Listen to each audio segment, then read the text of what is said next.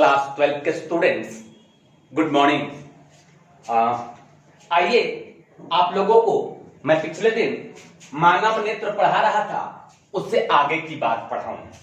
ठीक है, मानव नेत्र आप लोगों को पढ़ाया और उम्मीद करता हूं कि मानव नेत्र आप लोगों को समझ भी आ गया होगा। एक बार रिपीट मैं आप लोगों के लिए उसका फिगर बना देता हूं, उससे रिलेटेड सारी चीजों को 5 मिनट में मैं एक बार फिर से चर्चा कर देता हूं। इसके बाद हम आगे बढ़ जाएंगे। फिगर बनाने के लिए मैंने आपको कहा था कि फिजिक्स में फिगर बनाने के लिए सिंपली एक फिगर बनाना है। उसके लिए क्या करना है कि अपना जो है कंपास जो होता है, प्रकाश जिसको आप कहते हैं, उसमें पेंसिल लगाकर एक ऐसा गोला बना लेना है। एक गोला बना लेना है इतना बड़ा सा।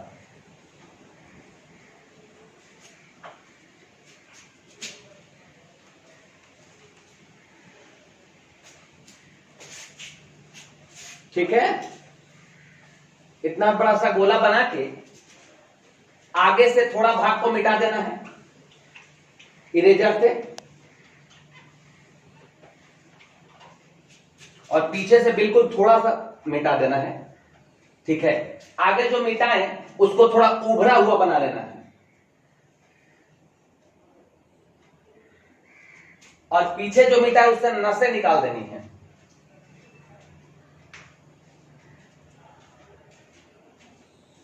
ठीक है, अब करना क्या है कि बीच से पीछे की ओर दोहरा बना देना है,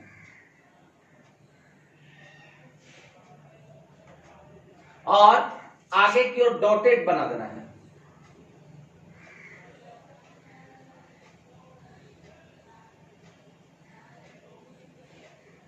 बाबू रे, सारे बच्चों कम से कम मानव नेत्र का चित्र बनाना आप लोग अच्छे से सीख लो, और फिर उसके बाद उसके सारे भागों का वर्णन करना आप अच्छे से सीख लो। तो तरीका मैंने बताया था कि चित्र बनाना है तो सिंपली क्या करना है, पहले गोल बना लेना है, गोला। आगे से उसका कुछ भाग मिटा देना है और पीछे से बिल्कुल थोड़ा सा मिटा देना है। आगे से जितना भाग मिटा है उसको उभरा हुआ बना लेना है, और पीछे से जो मिटाया है उससे नसें निकाल देनी है। अब बीच से पीछे की ओर बोल्ड लाइन से दोहरा बना देना है, और आगे की ओर डॉटेड लाइन से दोहरा बना देना है। ठीक है, अब देखो इसके सारे भागों के बारे में बारी बारी से तुम लोगों को चर्चा करके बता देता हूं। ये जो उभरा हुआ भाग आपका है यही बाहर दिखाई देता है। बाहर जो दिखाई देता है ये उभरा हुआ भाग है ना। इसमें ज्यादातर सफेद वाला भाग होता है, उसको हम लोग स्क्लेरोटिक कहते हैं, स्क्लेरोटिक। इसके बाद जो ठीक बीच में काले रंग का किसी का आपको दिखता है, किसी का भूरे रंग का दिखता है, ठीक बीच में, उसको हम लोग कॉर्निया कहते हैं, कॉर्निया। जान जाओ तुम लोग कि जो स्क्लेरोटिक होता है वह अपारदर्शी होता है, उससे प्रकाश आंखों के भीतर प्रवेश नहीं करती है। आंखों के भीतर प्रकाश किससे होकर प्रवेश करती है? कॉर्निया से होकर प्रवेश करती है। किसी वस्तु से चलने वाली प्रकाश आंखों के भीतर कॉर्निया से होकर प्रवेश करती है। ठीक है, उसके जस्ट पीछे ये जो डॉटेड लाइन से हम बनाए हैं ना, वो गहरे भूरे रंग की एक झिल्ली होती है, अर्ध पारदर्शी झिल्ली होती है, जिससे प्रकाश अंदर तो जा सकता है, लेकिन अंदर अगर प्रकाश चला गया तो फिर वो बाहर नहीं आ सकता है। बाहर आने लगा तो उसको अवशोषित कर लेता है। इसको हम लोग कोरवाइड कहते हैं, कोरवाइड। स्टूडेंट्स, यहां पर डायफ्राम के आकार की आकृति होती है, इसको हम लोग आइरिस कहते हैं, और आइरिस के अभिमुख को हम लोग पुतली कहते हैं, पुतली कहते हैं। ठीक है, आइरिस के अभिमुख को पुतली कहते हैं, और आइरिस के ठीक पीछे जिलेटिन टाइप के प्राकृतिक पदार्थ का बना एक उत्तल लेंस होता है, जिसे हम लोग नेत्र लेंस कहते हैं। और नेत्र लेंस जिन मांसपेशियों से आंख में लटका रहता है उन मांसपेशियों को सीलियरी मांसपेशियां कहते हैं, सीलियरी मांसपेशियां कहते हैं। बाबू रे, ये जो पिछला परत है जिसको दोहरा आप बनाए हो, ये आंख का पर्दा है। इसको हम लोग दृष्टि पटल या रेटिना कहते हैं। इसी पर किसी वस्तु का प्रतिबिंब बनता है, रेटिना। बाबू रेटिना पर जो नसों के सामने, नस को हम लोग दिक् तंत्रिका या प्रकाश स्नायु कहते हैं, दिक् तंत्रिका, और उसके सामने जो बिंदु होता है रेटिना पर, वहां बना प्रतिबिंब तुमको दिखाई नहीं देगा, उसको हम लोग अंध बिंदु कहते हैं, अंध बिंदु कहते हैं। और रेटिना पर एक बिंदु और होता है, थोड़ा सा उभरा हुआ या थोड़ा सा धंसा हुआ, जहां बना प्रतिबिंब काफी स्पष्ट दिखाई देता है, उसको हम लोग पित्त बिंदु कहते हैं, पित्त बिंदु कहते हैं। बाबू सुनो, हमारा जो मानव नेत्र का गोला होता है, लगभग गोली होता है मानव नेत्र का जो गोला होता है वो दो भागों में बटा होता है। कॉर्निया और नेत्र लेंस के बीच के भाग को, कॉर्निया और नेत्र लेंस के बीच के भाग को अग्रकोष्ठ कहते हैं। इसमें एक जलीय नमकीन द्रव भरा रहता है, इसमें एक जलीय नमकीन द्रव भरा रहता है अग्रकोष्ठ में। उस जलीय नमकीन द्रव को हम लोग कहते हैं नेत्र रस, एक्वस ह्यूमर, शॉर्ट में AH, नेत्र रस या AH। और बाबू नेत्र लेंस और रेटिना के बीच के भाग को हम लोग कहते हैं पश्चकोष्ठ। उसमें एक रंगहीन श्याम द्रव, दूसरे किस्म का द्रव होता है, आगे वाले द्रव जैसा नहीं होता है, दूसरे किस्म का द्रव होता है, रंगहीन श्याम द्रव भरा होता है, जिसको हम लोग कहते हैं काचाभ द्रव, विट्रियस ह्यूमर, VH। ठीक है, यही कुछ आंख की बनावट है बाबू। आप लोगों को पिछले दिन के क्लास में मैंने आंख बनाकर इसके सारे भागों का वर्णन कर दिया है। अभी मैंने आपको आंख बनाना बिल्कुल स्पष्ट रूप से सिखा दिया कि आंख का चित्र आपको अगर बनाना हो तो सिंपली आप कैसे बना दोगे और उसके सभी भागों के आप नाम कैसे लिख दोगे। देखो बोर्ड पर मैंने आप लोगों के लिए चित्र बना दिया है। चित्र तो पिछले दिन भी बनाया था, जिसको आप लोगों ने कॉपी पर बना लिया होगा। आज उम्मीद करता हूं कि आप लोग चित्र बिल्कुल स्पष्ट तरीके से बनाना सीख गए होंगे और उसके सभी भागों का नाम लिखना आप सीख गए होंगे। अब बारी बारी से मैंने लिखवा दिया था सारे भाग, आज मैं सिर्फ बोल के आप लोगों से चर्चा कर देता हूं कि सारे भाग क्या क्या है और उनके कार्य क्या क्या है। तो प्यारे बच्चों, आइए चर्चा शुरू करते हैं। तो पहले नंबर तो मानव नेत्र के बारे में बताया था तुम लोग को कि मानव नेत्र जो है प्रकृति प्रदत्त एक प्रकाशीय यंत्र है। बोलो, उसको हम लोगों ने बनाया है क्या? नहीं, वो तो प्रकृति ने मनुष्यों को दी है। तो प्रकृति प्रदत्त प्रकाशीय यंत्र है जिसकी सहायता से प्रकाश की उपस्थिति में हम इस अद्भुत खूबसूरत और रंगीन दुनिया को देख पाते हैं। अगर आंखें ना होती तो इन प्रकाश का क्या महत्व होता? बोलो, ये प्रकाश होते या ना होते कोई मतलब नहीं था। आंखें, आंखों के होने के कारण इन प्रकाश का महत्व है जी। आंखें हैं तब इस प्रकाश की उपस्थिति में हम हरियाली को देख पाते हैं, वातावरण की सुंदरता को देख पाते हैं, चारों तरफ के रंग बिरंगी वस्तुओं को देख पाते हैं। तो आंखें काफी अनमोल है और आंखें ज्ञानेंद्रिय है। मनुष्य के शरीर में 5 या 6 ज्ञानेंद्रिय होती हैं, उसमें से एक ज्ञानेंद्रिय आंख भी है। सबसे कोमल और सबसे महत्वपूर्ण ज्ञानेंद्रिय आंख है। सोचो, आंख अगर न हो तो आदमी कैसा फील करेगा? उसकी दुनिया ही अंधकार में रहेगी। तो आंखें सबसे महत्वपूर्ण ज्ञानेंद्रिय है। और एक स्वस्थ मनुष्य में कितनी आंखें रहती हैं? एक जोड़ी, यानी कि 2 आंखें होती हैं, जो कहां व्यवस्थित रहती हैं? नाक के दोनों खोपड़ी में बने 2 गड्ढों में, गोलाकार गड्ढों में फिट रहती हैं। ठीक है, खोपड़ी में बने 2 गोलाकार गड्ढों में फिट होती है।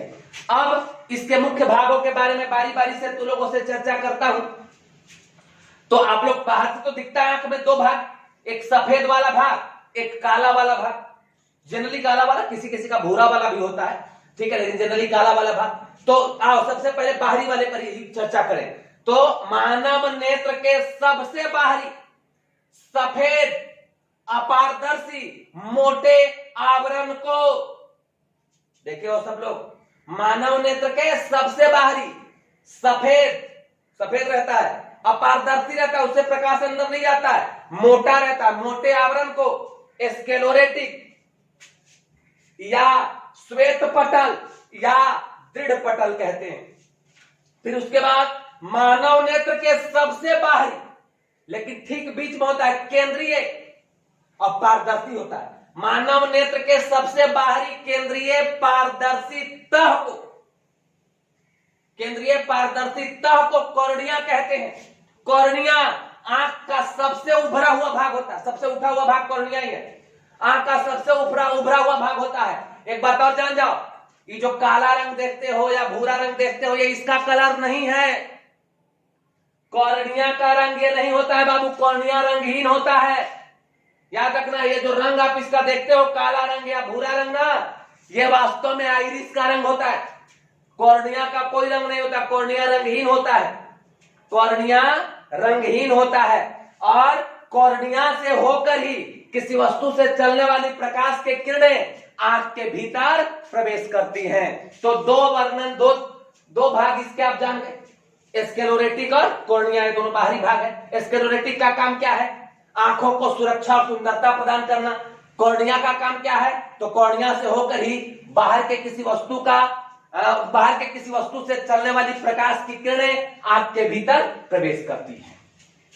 अब आइए, स्क्लेरोटिक और कॉर्निया के पीछे, ये डॉटेड लाइन से जो बनाए हैं जी, स्क्लेरोटिक और कॉर्निया के पीछे गहरे भूरे रंग की एक अर्ध पारदर्शी झिल्ली होती है। गहरे भूरे रंग की एक अर्ध पारदर्शी झिल्ली होती है जिसे कोर्वाइड कहते हैं। जस्ट इनके पीछे गहरे भूरे रंग की एक अर्ध पारदर्शी झिल्ली होती है जिसे कोर्वाइड कहते हैं। इसका काम क्या है? तो कभी कभी होता क्या है कि बाहर से जो प्रकाश गया ना, तो नेत्र लेंस द्वारा या आंख के भीतर किसी कारणवश पूर्ण आंतरिक परावर्तन हो जाता है, जिससे प्रकाश लौटने लगता है। तो अगर प्रकाश लौटने लगे तो प्रकाश कॉर्निया से प्रवेश कर रहा हो, कॉर्निया से निकल ही रहा है, तो बड़ा दुर्दशा हो जाएगी आंख की। तो जो प्रकाश पूर्ण आंतरिक परावर्तन के पश्चात आंखों से लौटकर बाहर निकलने का प्रयास करता है, उनको ये कोर्वाइड बाहर नहीं निकलने देता है, बल्कि अवशोषित करके अपने अंदर रख लेता है, अवशोषित कर लेता है। यानी कि आंख के भीतर पूर्ण आंतरिक परावर्तन के प्रभाव को ये क्या करता है? नष्ट करता है। कौन? कोर्वाइड। कोर्वाइड आंख के भीतर पूर्ण आंतरिक परावर्तन के प्रभाव को नष्ट करता है। ठीक है, तीन भाग आप जान गए, स्क्लेरोटिक, कॉर्निया और कोर्वाइड के बारे में। बताओ स्क्लेरोटिक का कार्य क्या है? स्क्लेरोटिक का कार्य है आंख को सुरक्षा और सुंदरता प्रदान करना। कॉर्निया का कार्य क्या है? तो कॉर्निया से होकर ही किसी वस्तु से चलने वाली प्रकाश की किरण आंख के भीतर प्रवेश करती है। कोर्वाइड का काम क्या है? तो कोर्वाइड आंख के भीतर पूर्ण आंतरिक परावर्तन के प्रभाव को नष्ट करता है। अब इनके पीछे, मतलब चलो ना, स्क्लेरोटिक के पीछे ही कहो, स्क्लेरोटिक के पीछे डायफ्राम के आकार का मांस का बना हुआ है एक भाग होता है, मछली के डैना जैसा। डायफ्राम दो भाग होते हैं, एक ऊपर एक नीचे। डायफ्राम के आकार का एक अपारदर्शी मांस का बना हुआ एक अपारदर्शी भाग होता है, जिसे हम लोग क्या कहते हैं? आइरिस कहते हैं। और आइरिस के अभिमुख को क्या कहते हैं? पुतली कहते हैं। और कॉर्निया से जब प्रकाश प्रवेश करेगी तो उसके बाद वो पुतली से होकर ही नेत्र लेंस पर पड़ेगी। ठीक है, तो इस पहले नंबर तो इस आइरिस का काम क्या है? तो बाबू होता क्या है कि अगर कम प्रकाश आंख के भीतर प्रवेश करेगा तब रेटिना पर बना प्रतिबिंब आपको स्पष्ट दिखाई नहीं देगा। अब अगर ज्यादा प्रकाश भी आंख के भीतर प्रवेश कर गया तब भी रेटिना पर बना प्रतिबिंब इतना चमकीला बनेगा कि वो भी आपको नहीं दिखाई देगा।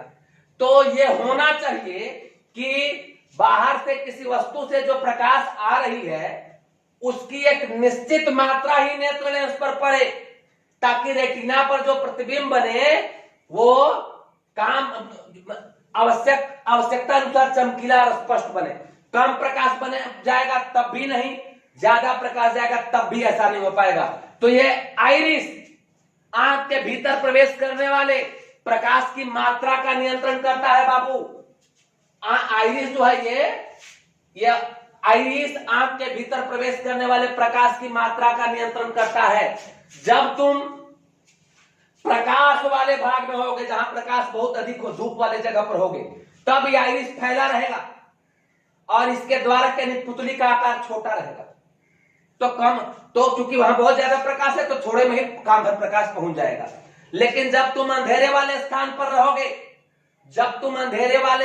रहोगे, तब क्या होता है कि आइरिस सिकुड़ जाता है और अपने पुतली के आकार को बड़ा कर लेता है, ताकि अधिक से अधिक प्रकाश आंखों के भीतर प्रवेश करे। मतलब प्रकाश वाले स्थान पर आइरिस क्या रहता है, फैला हुआ रहता है, और पुतली का आकार क्या रहता है, छोटा। और जहां कम प्रकाश होता है वहां आइरिस कैसा रहता है, तो वहां आइरिस सिकुड़ा हुआ रहता है, और पुतली का आकार क्या रहता है, बड़ा रहता है, पुतली का आकार बड़ा रहता है। यानी कि आइरिस का काम क्या हुआ बताओ, तो आइरिस आंख के भीतर प्रवेश करने वाली प्रकाश की मात्रा का नियंत्रण करता है।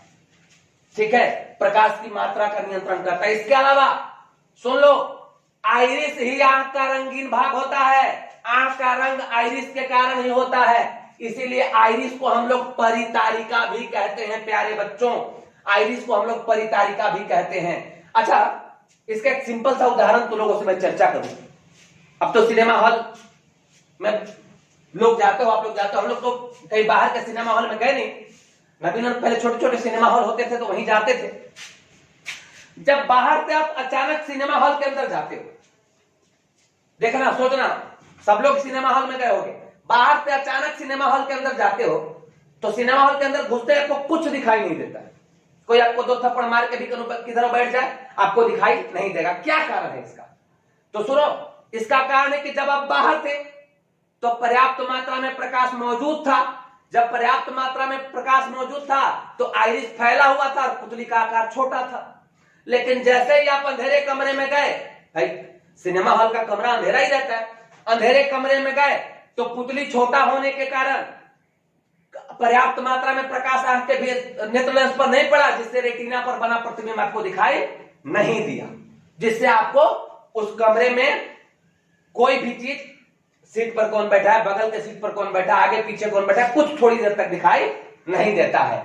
जब ऐसा होता है कि आप बाहर से प्रकाश वाले भाग से अंधेरे वाले भाग में जाते हो, तब माइंड को पता चल जाता है, तब माइंड सिग्नल भेजता है किसको, आइरिस को, कि देखो अंधेरे वाले भाग में आ गया है। तब माइंड सिकुड़ने लगता है और पुतली का आकार बड़ा करने लगता है। और जब उस सिकुड़ कर पुतली के आकार को पर्याप्त मात्रा में बढ़ा देता है तो तुम लोग देखते हो कि थोड़ी देर बाद, 2-3 मिनट बाद आपको कमरे में मौजूद सारी चीजें दिखाई देने लगती है। आपके बगल में सीट पर कौन बैठा है, आपके आगे पीछे कौन बैठा है, ये दिखाई देने लगती है। वजह क्या है, अब आइरिस सिकुड़ गया, पुतली का आकार ज्यादा हो गया, तो अब ज्यादा मात्रा में प्रकाश नेत्र लेंस पर पड़ने लगा, जिससे रेटिना पर बना प्रतिबिंब आपको दिखाई देने लगा।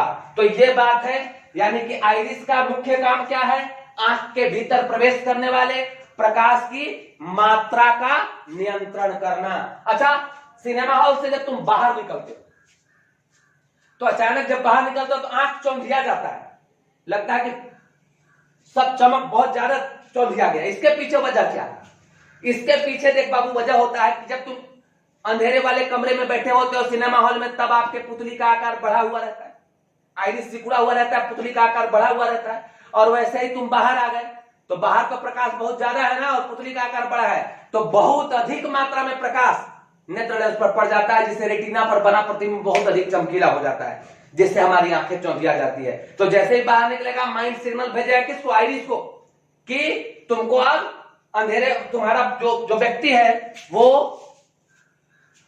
अब प्रकाश वाले भाग में आ गया, तुम फैलो और पुतली के आकार को छोटा करो। तो थोड़ी देर में आइरिस फैलकर पुतली के आकार को छोटा कर देगा, थोड़ी देर में आपको सारी चीजें स्पष्ट रूप से दिखाई देने लगेगी। चलिए, तो आइरिस तक आप जान चुके हैं। आंख का रंगीन भाग कौन होता है, ये भी आपसे कोई पूछ लेगा तो आप फट से बता दोगे। आंख का रंगीन भाग आइरिस या परितारिका होता है, परितारिका इसका रंगीन होने के कारण ही हम लोग कहते हैं। अब चलो आगे बढ़े, 4 भाग हम लोग जान गए, पुतली भी जान गए, आइरिस के अभिमुख को पुतली कहते हैं। ठीक है, इसी से होकर किसी वस्तु से चलने वाली प्रकाश की किरणें नेत्र लेंस पर पड़ती हैं। अब आगे, अब पीछे आगे बढ़ो तो आगे अगला चर्चा हम करेंगे नेत्र लेंस या स्फटिक लेंस पर। स्फटिक लेंस भी इसको कहते हैं, आई लेंस और क्रिस्टलाइन लेंस। ये क्या है बाबू, तो आइरिस के पीछे जिलेटिन जैसे मुलायम प्राकृतिक पदार्थ का बना एक उत्तल लेंस होता है, जिसे नेत्र लेंस या स्फटिक लेंस कहते हैं। इसका काम क्या होता है बताओ, तो इसका काम होता है किसी वस्तु का वास्तविक तथा उल्टा प्रतिबिंब कहां बना देना। इसका काम है किसी वस्तु का वास्तविक तथा उल्टा प्रतिबिंब रेटिना पर बना देना, किसी वस्तु का वास्तविक तथा उल्टा प्रतिबिंब रेटिना पर बना देना। अब सिलियरी मांसपेशियां क्या है, तो वे मांसपेशियां जिनके सहारे नेत्र लेंस आंख में लटका हुआ रहता है, उन मांसपेशियों को हम क्या कहते हैं? सिलियरी मांसपेशियां कहते हैं। प्यारे बच्चों, उन मांसपेशियों को हम सिलियरी मांसपेशियां कहते हैं। अब सुनो, इनको हम सिलियरी मांसपेशियां कहते हैं।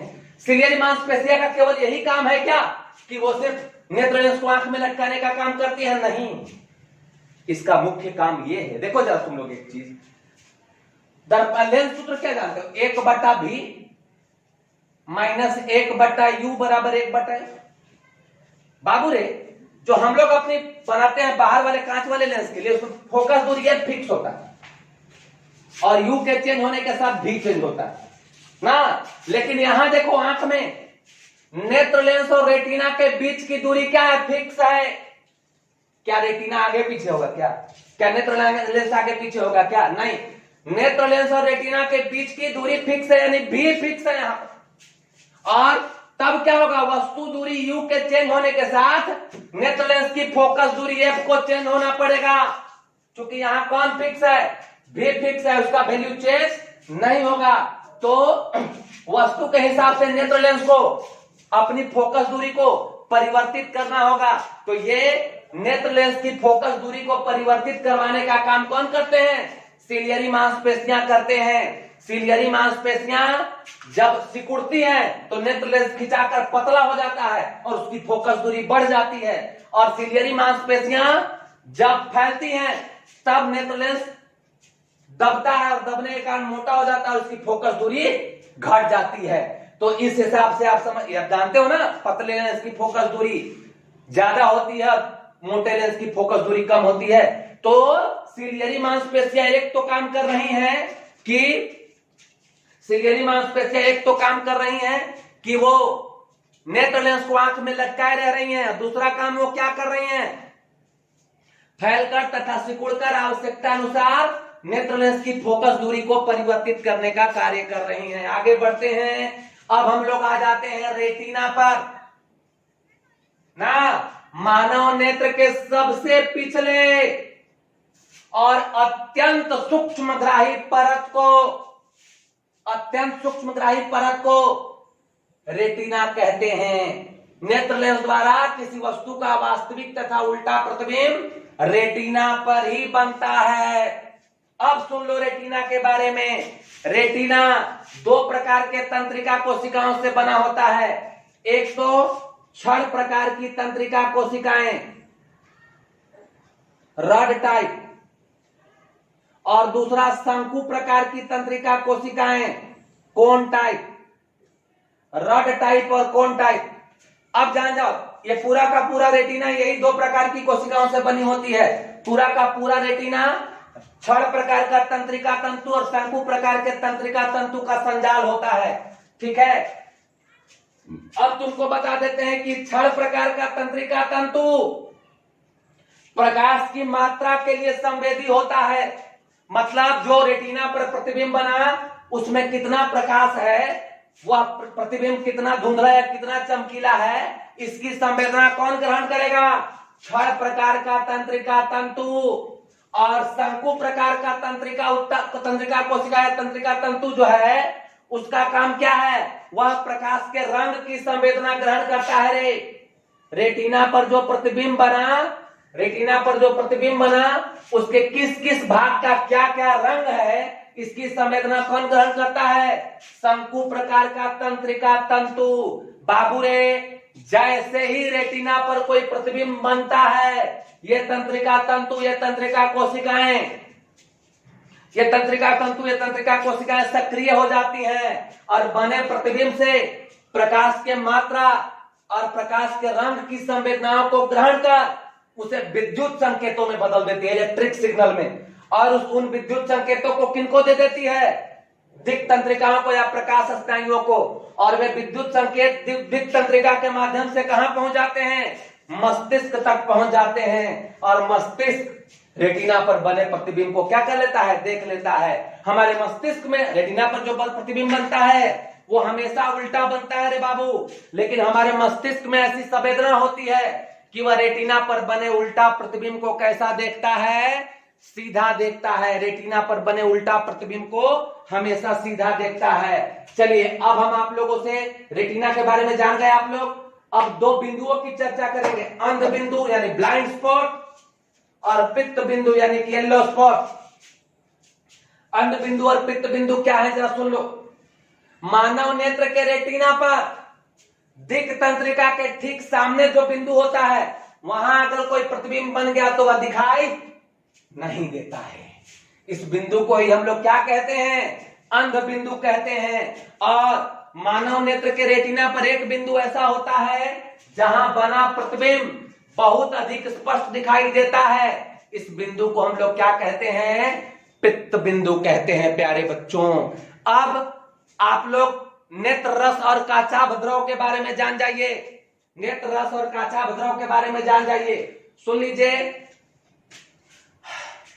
मानव नेत्र का गोला दो भागों में बटा होता है। कॉर्निया और नेत्र लेंस के बीच के भाग को अग्रकोष्ठ कहते हैं। इसमें एक जलीय नमकीन द्रव भरा होता है जिसे हम लोग नेत्र रस या एक्वस ह्यूमर कहते हैं। याद रखो, आंसू के रूप में जो निकलता है हमारी आंखों से वो नेत्र रस ही होता है। सुन लीजिए फिर, और नेत्र लेंस और रेटिना के बीच के भाग को हम लोग कहते हैं पश्चकोष्ठ। पश्चकोष्ठ इंटीरियर चैम्बर, इसमें एक रंगहीन श्यान द्रव भरा होता है जिसे काचा भद्रव या विट्रियस ह्यूमर कहते हैं, VH से डिनोट करते हैं। अब बाबू लास्ट पॉइंट सुन लो। अब लास्ट पॉइंट इसमें सुन लो, दिक् तंत्रिका या इसको प्रकाश स्नायु भी कहते हैं, ऑप्टिक नर्व्स। दिक् तंत्रिका या प्रकाश स्नायु ये क्या है, तो सीधी सी बात है कि रेटिना पर बने प्रतिबिंब की सूचना, रेटिना पर बने प्रतिबिंब की सूचना जिन तंत्रिकाओं के माध्यम से मस्तिष्क तक पहुंचती है उन तंत्रिकाओं को दिक् तंत्रिका कहते हैं प्यारे बच्चों। उन तंत्रिकाओं को दिक् तंत्रिका कहते हैं। इस तरह से आंख के सारे भागों का दोबारा, एक बार तो मैंने पिछली बार लिखवा दिया था और आपको सारा चीज करा दिया था, आज मैंने दोबारा उसको रिपीटेड आप लोगों के लिए चर्चा कर दिया। अब मैं उम्मीद करता हूं कि आप लोगों को आंख से रिलेटेड कोई बात में कोई प्रॉब्लम नहीं होगी, कोई बात में कोई प्रॉब्लम नहीं होगी। चलिए जल्दी जल्दी अब आगे बढ़ते हैं, ठीक है। कभी कभी क्वेश्चन आ जाता है कि मानव नेत्र द्वारा देखने की क्रिया को समझाएं, ठीक है। मानव नेत्र द्वारा देखने की क्रिया को समझाएं। चलिए कॉपी में इस प्रश्न को लिख लीजिए, कॉपी में प्रश्न लिख लीजिए। मानव नेत्र द्वारा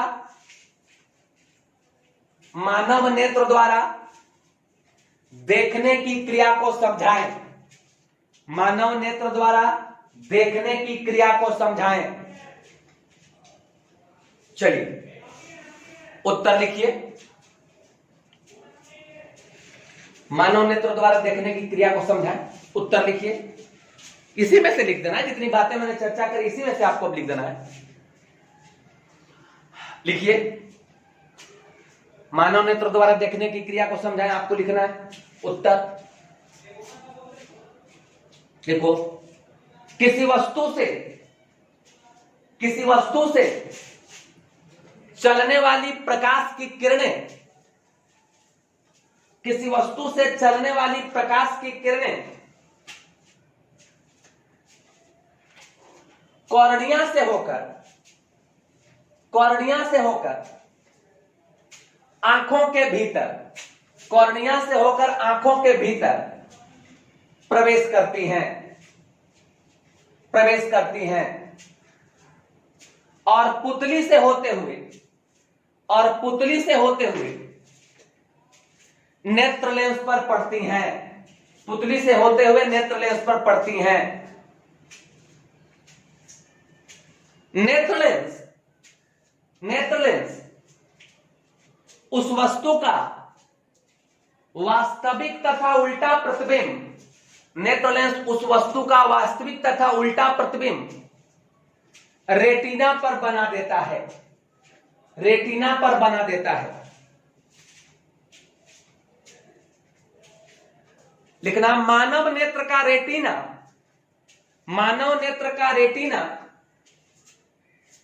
छड़ तथा शंकु प्रकार के, छड़ तथा शंकु प्रकार के तंत्रिका कोशिकाओं का, छड़ तथा शंकु प्रकार के तंत्रिका कोशिकाओं का संजाल होता है,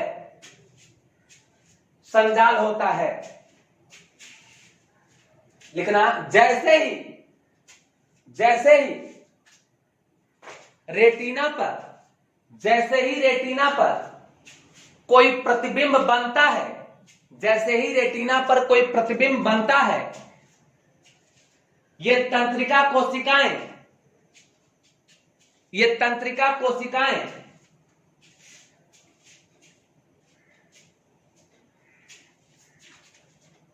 उन प्रतिबिंबों से, सॉरी उस प्रतिबिंब से लिखो, उस प्रतिबिंब से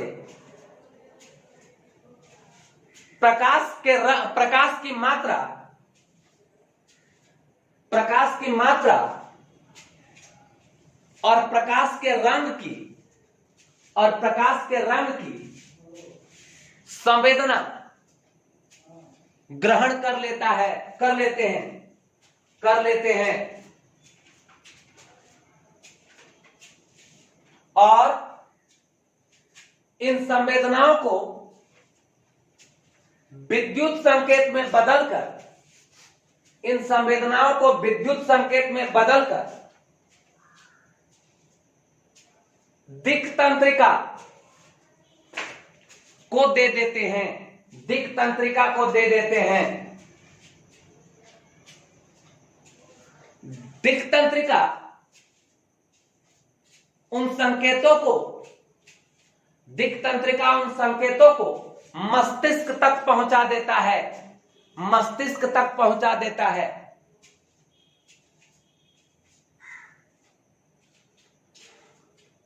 हमारे मस्तिष्क में, सॉरी मस्तिष्क तक पहुंचा देता है, और मस्तिष्क रेटिना पर बने प्रतिबिंब को, मस्तिष्क रेटिना पर बने प्रतिबिंब को देख लेता है, रेटिना पर बने प्रतिबिंब को देख लेता है।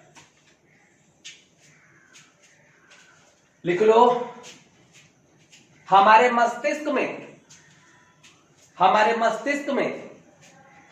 ऐसी संवेदना होती है, हमारे मस्तिष्क में ऐसी संवेदना होती है कि वह रेटिना पर बने उल्टा प्रतिबिंब को, रेटिना पर बने उल्टा प्रतिबिंब को सीधा देखता है, रेटिना पर बने उल्टा प्रतिबिंब को सीधा देखता है। प्यारे बच्चों, अब समंजन क्षमता एक चीज होता है। समंजन क्षमता क्या होता है ये जान जाओ, कॉपी में हेडिंग लिखना, समंजन क्षमता। समंजन क्षमता पावर ऑफ एकोमोडेशन,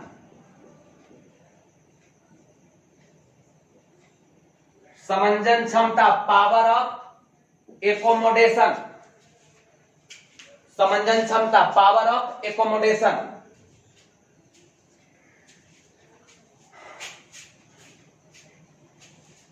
लिखिएगा।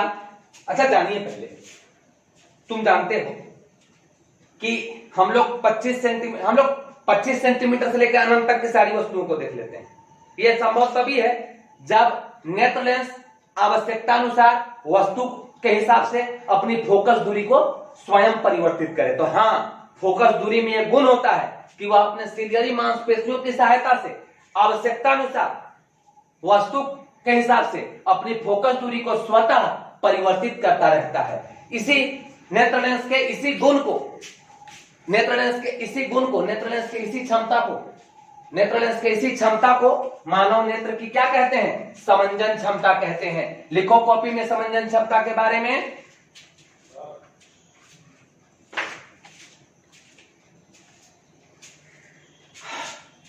मानव नेत्र का नेत्र लेंस, मानव नेत्र का नेत्र लेंस स्वतः ही सीलियरी मांसपेशियों की सहायता से, स्वतः ही सीलियरी मांसपेशियों की सहायता से आवश्यकतानुसार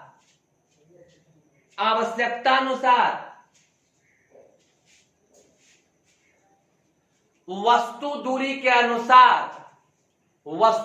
के अनुसार अपनी फोकस दूरी को परिवर्तित करता रहता है, अपनी फोकस दूरी को परिवर्तित करता रहता है, अपनी फोकस दूरी को परिवर्तित करता रहता है।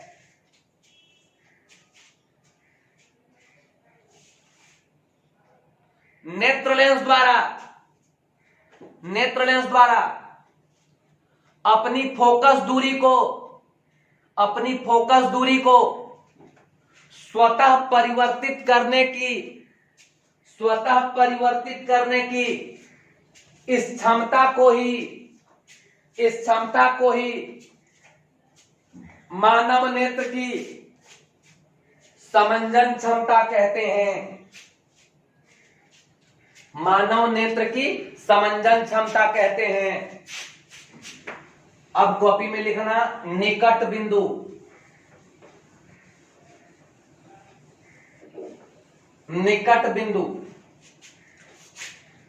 कॉपी में लिखना है निकट बिंदु।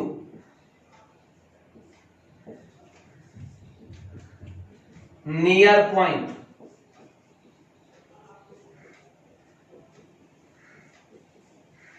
निकट बिंदु, नियर पॉइंट। देखो तुम क्या करो ना कि अपनी कॉपी या किताब का कोई पेज खोलो, अपनी कॉपी या किताब का कोई पेज खोलो और उसको आंख के नजदीक लाना शुरू करो, आंख के नजदीक लाना शुरू करो। तो एक निश्चित दूरी के बाद तुम देखोगे कि तुमको उस पर लिखे हुए अक्षर दिखाई नहीं दे रहे हैं। यानी मानव नेत्र के लिए भी एक सीमा होती है कि वह निकट से निकट एक बिंदु ऐसा होता है जहां रखे वस्तु को वह स्पष्ट रूप से देख पाता है, उससे अंदर रखोगे तो नहीं देख पाएगा। तो मानव नेत्र के सबसे निकट के उस बिंदु को ही उस वस्तु का, मानव नेत्र का क्या कहते हैं? निकट बिंदु कहते हैं। लिखो तो मानव नेत्र से सबसे निकटतम, मानव नेत्र से सबसे निकटतम वह बिंदु, मानव नेत्र से सबसे निकटतम वह बिंदु जहां रखी वस्तुएं मानव नेत्र द्वारा, जहां रखी वस्तुएं मानव नेत्र द्वारा स्पष्ट रूप से, जहां रखी वस्तुएं मानव नेत्र द्वारा स्पष्ट रूप से दिखाई देती हैं, निकट बिंदु कहलाता है, निकट बिंदु कहलाता है। पैराग्राफ चेंज करके लिखना, सामान्य नेत्र के लिए, सामान्य नेत्र के लिए निकट बिंदु, सामान्य नेत्र के लिए निकट बिंदु आंख से 25 सेंटीमीटर की दूरी पर होता है, आंख से 25 सेंटीमीटर की दूरी पर होता है। लिखना स्पष्ट दृष्टि की न्यूनतम दूरी, स्पष्ट दृष्टि की न्यूनतम दूरी, स्पष्ट दृष्टि की न्यूनतम दूरी, लीस्ट डिस्टेंस ऑफ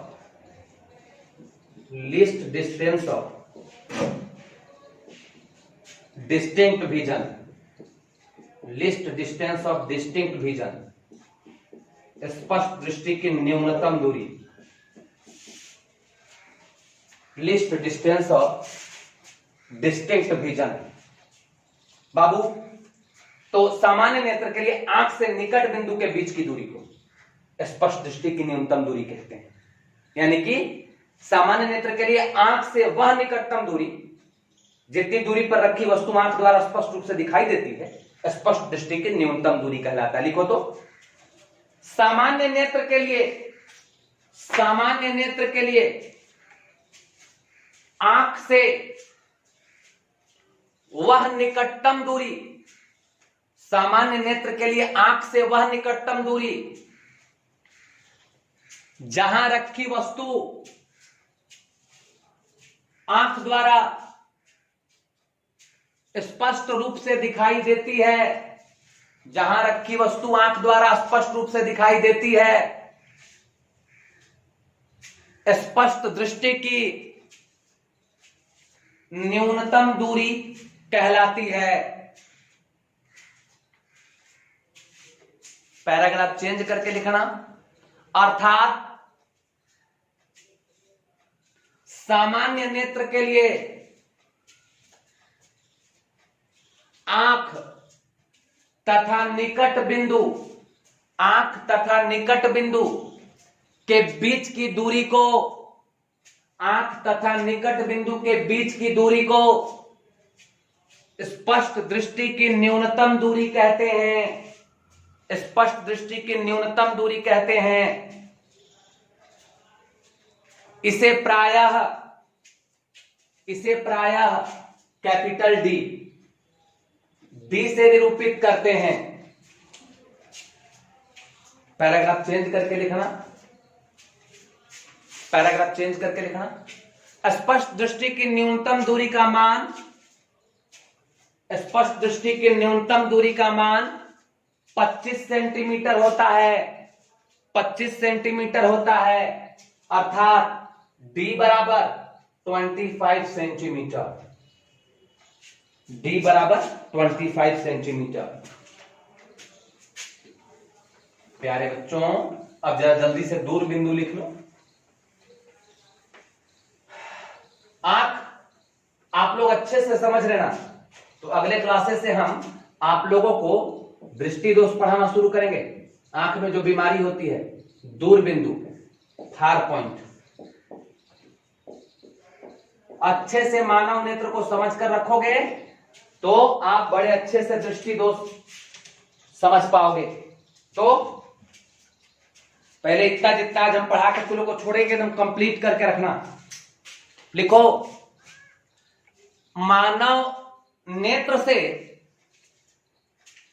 सबसे दूरस्थ वह बिंदु, मानव नेत्र से सबसे दूरस्थ वह बिंदु जहां रखी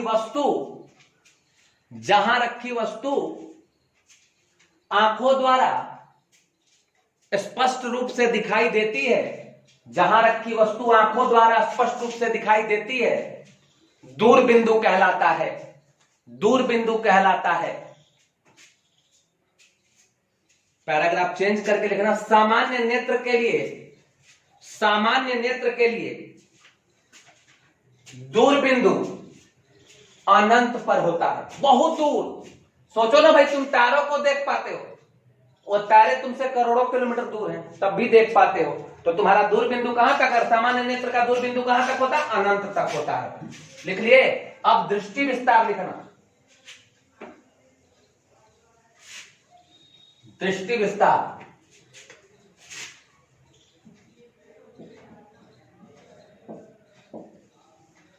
दृष्टि विस्तार, रेंज ऑफ विजन।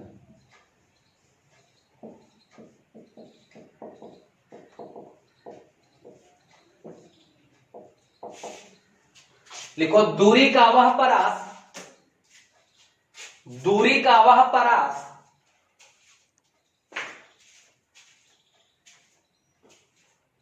दूरी का वह परास जिसमें रखी वस्तुएं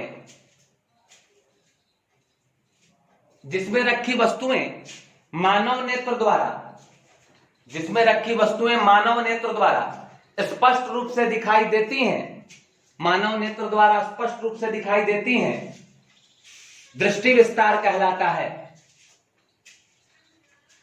दृष्टि विस्तार कहलाता है। पैराग्राफ चेंज करके लिखना, पैराग्राफ चेंज करके लिखना, अर्थात निकट बिंदु और दूर बिंदु के बीच की दूरी, निकट बिंदु और दूर बिंदु के बीच की दूरी दृष्टि विस्तार कहलाता है, दृष्टि विस्तार कहलाता है।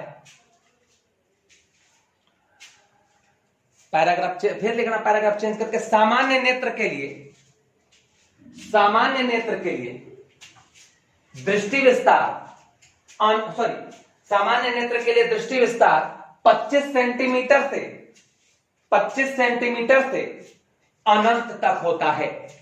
सामान्य नेत्र के लिए दृष्टि विस्तार 25 सेंटीमीटर से अनंत तक होता है। तो प्यारे छात्र छात्राओं, प्यारे 12th क्लास के बच्चों, आप लोगों के लिए मानव नेत्र में इतनी सारी बातें मैंने आप लोगों को कंप्लीट करा दी। 2 पीरियड्स लगाए मैंने, जानकर लगाए ताकि आपको मानव नेत्र अच्छे से कंप्लीट हो जाए। पिछले दिन मानव नेत्र बना के आपको सारा चीज के सारे भाग के बारे में लिखवा दिया था, बता भी दिया था। आज दोबारा मानव नेत्र के सारे भागों के बारे में आपको चित्र बनाकर बता दिया, और इसके बाद उससे रिलेटेड कुछ अन्य चीजें भी आप लोगों को बता दी। और अब दृष्टि दोष हम लोगों को पढ़ना होगा। सामान्य नेत्र की दृष्टि कहां से कहां तक होती है? 25 सेंटीमीटर से लेकर अनंत तक। लेकिन कई कारणों से आंख में क्या उत्पन्न हो जाता है? दोष उत्पन्न हो जाता है। तो आंख में उत्पन्न दोषों को, सामान्य दृष्टि आंख की प्रभावित हो जाती है और आंख में दोष उत्पन्न हो जाता है। तो आंख में उत्पन्न दोषों को ही हम क्या कहते हैं? दृष्टि दोष कहते हैं। हम लोगों को 4 प्रकार का दृष्टि दोष पढ़ना है। निकट दृष्टि, जिसको कि हम लोग मायोपिया कहते हैं। दूर या दीर्घ दृष्टि, जिसको कि हम लोग हाइपरमेट्रोपिया कहते हैं। जरा दृष्टि, जिसको कि हम लोग प्रेसबायोपिया कहते हैं। और अबिंदुकता, जिसको कि हम लोग आस्टिग्मैटिज्म कहते हैं। इसके अलावा 2 और बता दूंगा मैं आप लोगों को, ऐसे ही जरूरत के हिसाब से। परीक्षाओं में तो नहीं पूछेगा, लेकिन सिंपली बता दूंगा 5 मिनट का वक्त लेके 2 और।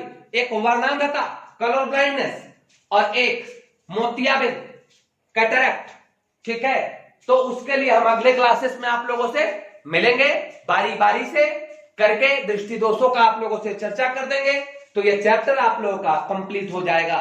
तो मान के चलिए कि 2 पीरियड और लगेंगे और आपका ये चैप्टर कंप्लीट हो जाएगा। तो फिर हम लोग प्रकाशिकी, किरण प्रकाशिकी के अंतिम चैप्टर में चलेंगे। आज के लिए इतना ही, धन्यवाद।